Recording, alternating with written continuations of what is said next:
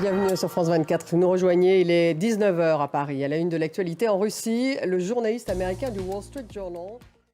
Dans une dizaine de minutes, le débat justement consacré au Sénégal où la tension est montée tout de même dans le pays, un peu moins d'un an avant l'élection présidentielle.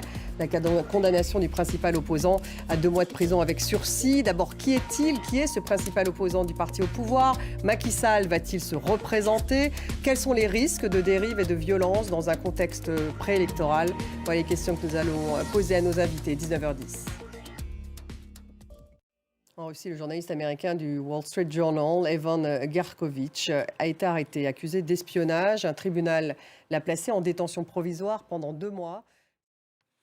Charles III a déploré le retour du fléau de la guerre en Europe en évoquant l'invasion russe en Ukraine. Le souverain a fait un discours historique à Berlin devant les députés au Bundestag. Au Brésil, c'est le retour de Jair Bolsonaro, retour de son exil en Floride. Il souhaite diriger l'opposition face au président Lula. 200 sympathisants l'attendaient à l'aéroport.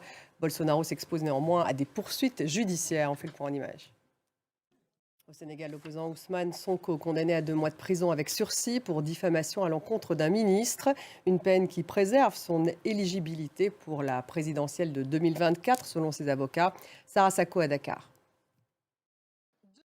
En France, Emmanuel Macron a annoncé un plan de sobriété sur l'eau pour tous les secteurs économiques, mais aussi pour les particuliers.